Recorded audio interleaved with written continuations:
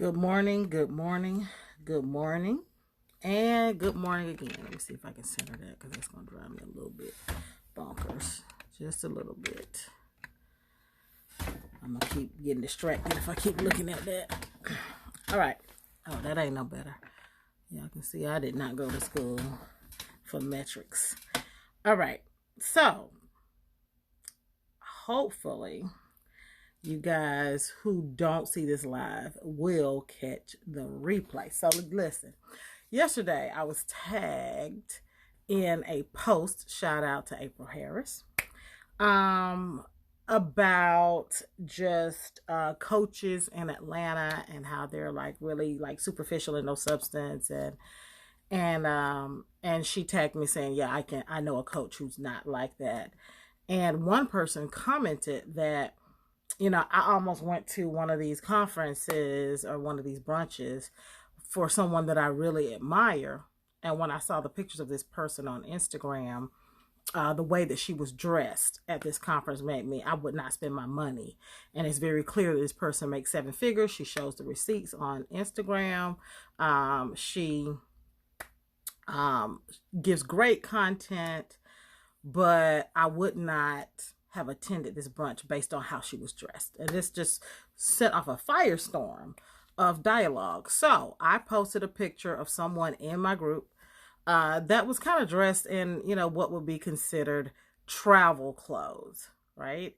And I asked, given my name and my reputation, would you hire me as a coach if I came to an event dressed like this, if I took the stage dressed like this?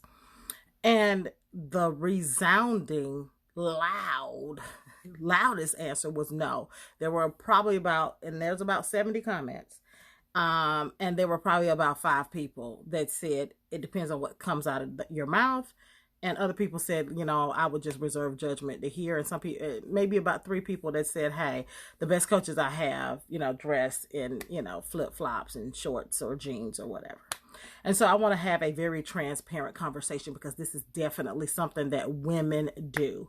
The most successful men not just in America, in the world, dress very moderately. If you look at Mark Zuckerberg with the white t-shirt and the jeans and the slides, he's been dressing like that since college. You very rarely see him dressed in anything other than that. And he is a bazillionaire, right? Steve Jobs wore the black turtleneck and the black slacks. Bazillionaire.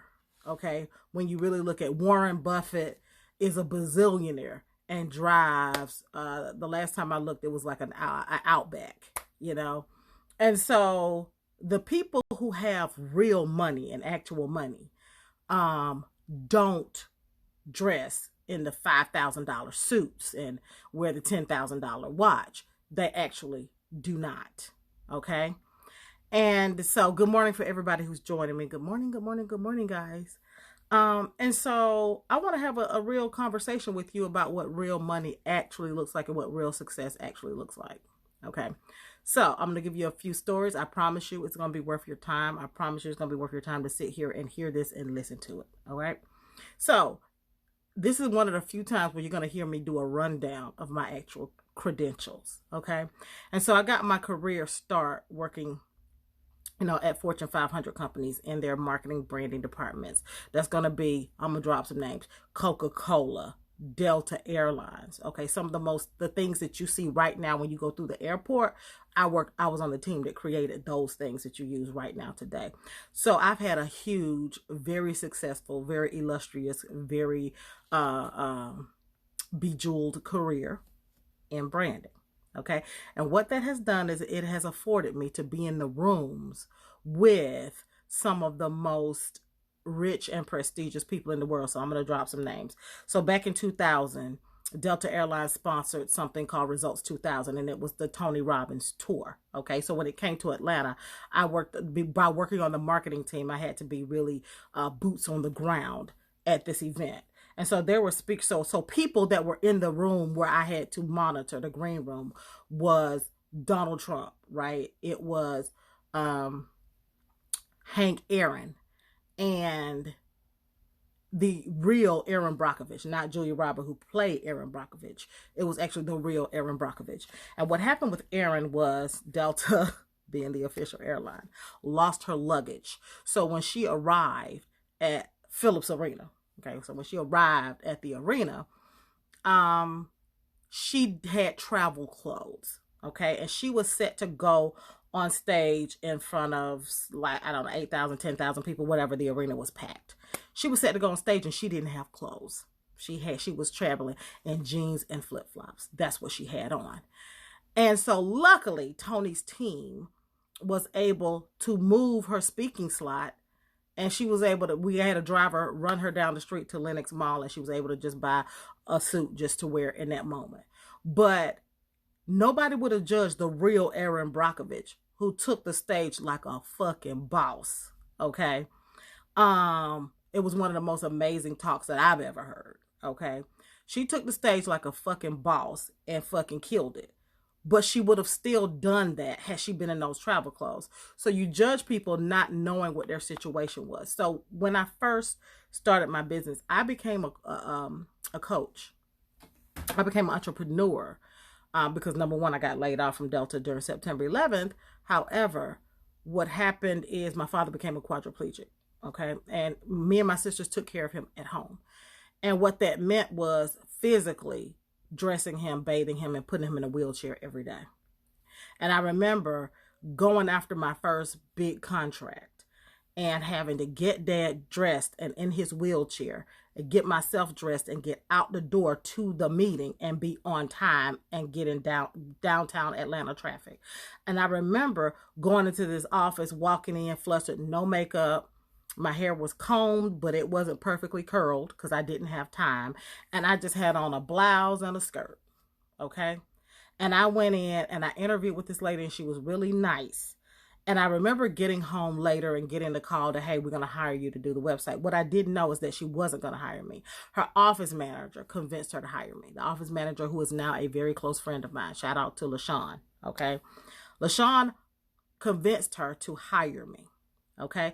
Fast forward 5 years. Fast forward 5 years, and I had a contract with NASCAR. Yes, the NASCAR. Okay.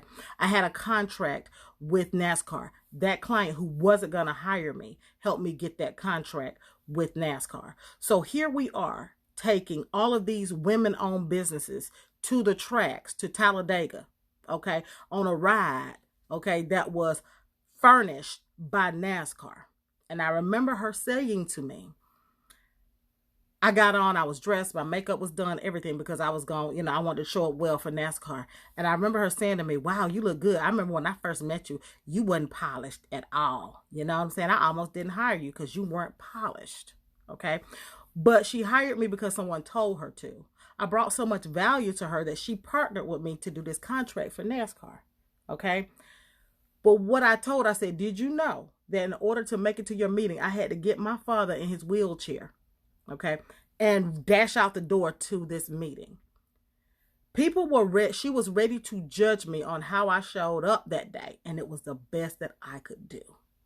A lot of times we're judging people and we don't know their full circumstances. We don't know what it took for them to show up that day. But rather than judge them by the knowledge that they have, we judge them by the clothes on their backs. And that is a problem for women, because nobody's judging Mark Zuckerberg. Nobody judged Steve Jobs. Nobody judged how Warren Buffett shows up. So why is it that women judge each other so harshly on what we look like when we walk in the door, right? Women, we have so much more responsibilities. We taking care of our parents. We taking care of our husbands. We taking care of our kids. We got to try to take care of ourselves. We are putting in on the social side so much more work. And we're still judged so much more harshly. So here's what I'm going to tell you. I had the benefit. I see Lamar Tyler. I'm going to shout out to Lamar. I had the benefit of being in an all-male mastermind. The first mastermind I was in, it was all men. We're talking about multiple seven-figure earners, including my boy Lamar. This is how he and I really, really, really built a tight bond. And I remember none of these guys is putting on fancy suits. None of them. Okay. All of them were talking to me about, I was so stuck on the things that didn't matter, whether or not my logo was pretty and whether or not things were fancy. And they was like, Jay, okay, do you want to be popular?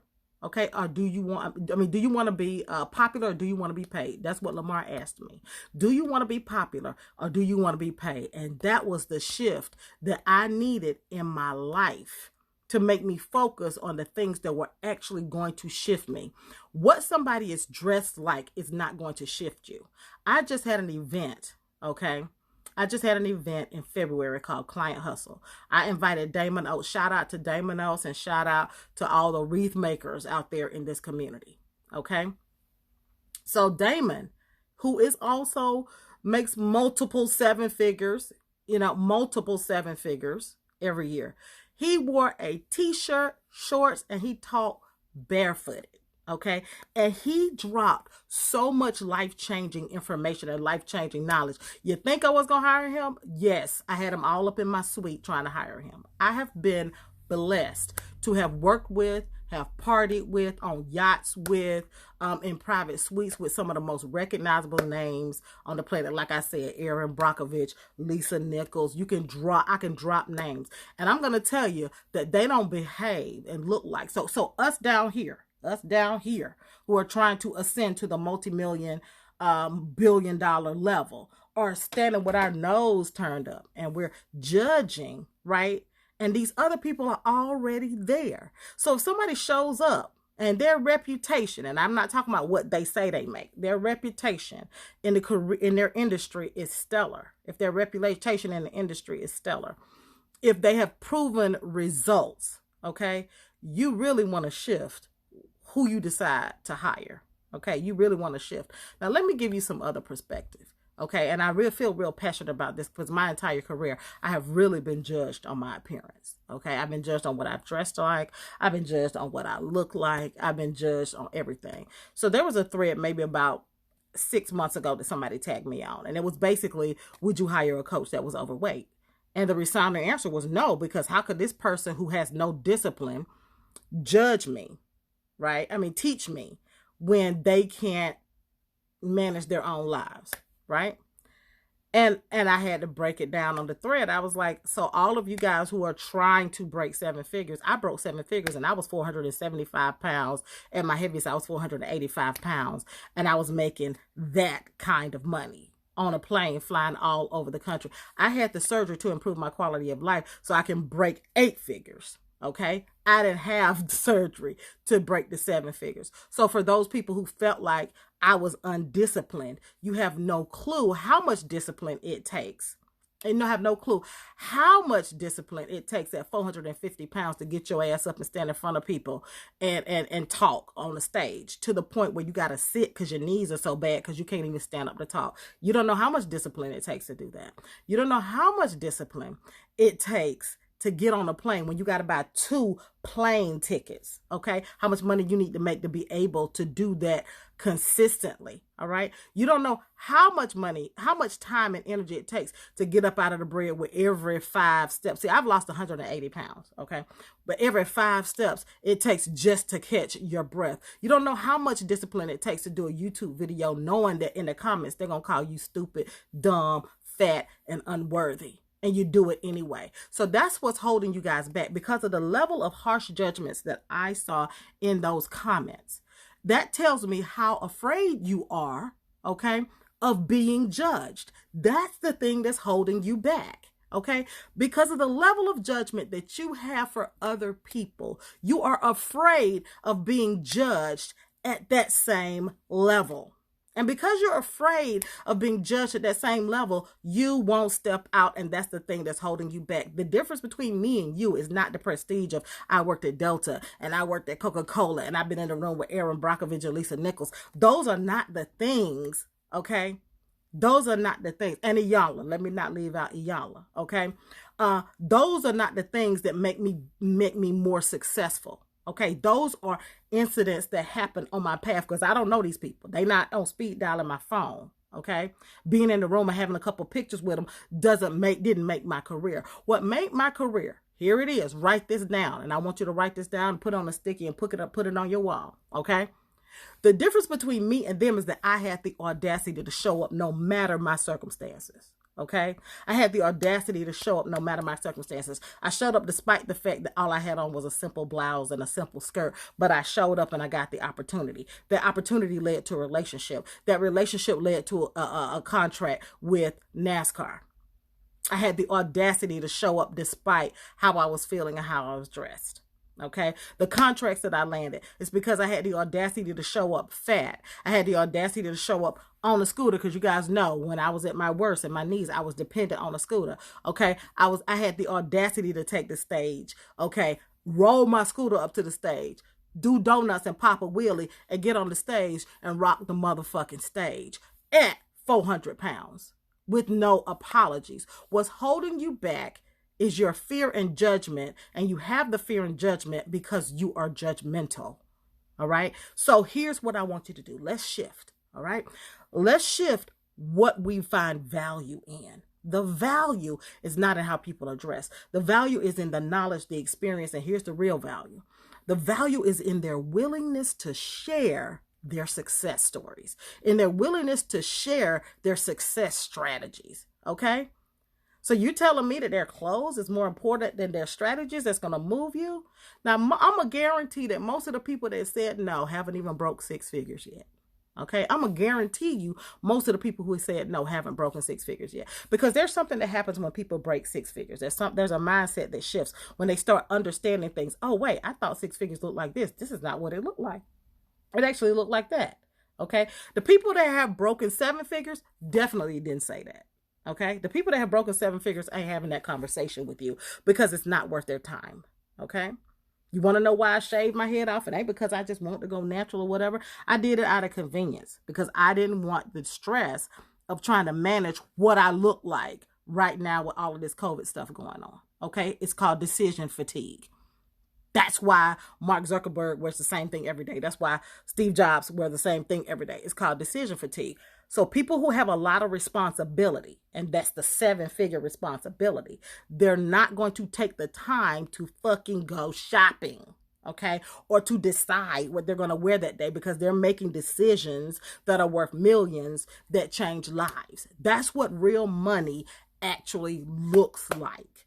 Okay, that's what it actually looks like. Now, can you find millionaires that dress to the nines and all that? Sure you can. Sure you can. But I'm going to tell you that it's also a large number of them that do not. So what this tells me for the people who said no, and I hope this doesn't come across as chastising or whatever, I'm really just feeling passionate. You believe what you believe. You spend your money how you want to spend your money. You spend your money with who you want to spend your money with. You're entitled. If success has a certain look to you, that's fine. What I'm going to tell you, for those of you who said no, you probably haven't been in the room with a lot of multi-successful people. One of my most successful clients runs a 9-figure agency. 9 figures. This chick shows up at our meetings in fucking flip-flops and beach attire every fucking time. All right? 9 figures. Okay? I'm just trying to break 8. She's at 9. Come on, somebody. Come on, somebody. Okay? So I just wanted to stop and share that. Again, I don't want to chastise people for their belief systems and how they feel. What I want is to impart knowledge based on my experience with millionaires and billionaires about what they actually look like and how they actually move. I was actually deeply disappointed and hurt by the comments because I had made myself believe that my community was more involved and so evolved. And so what I understand is that it is my responsibility to help you evolve. So that's what this is about, right? This is about me helping you evolve your mindset so that you can be open, okay, to your blessing, so that you can be open to your next move and your next level. All right. So that's it for me. I got to get out of here because I got event stuff to do. But thank you for taking the time. For all of those who rocked with me, shout out to all of you guys, and I'll catch you on the flip side. Mwah. Mwah.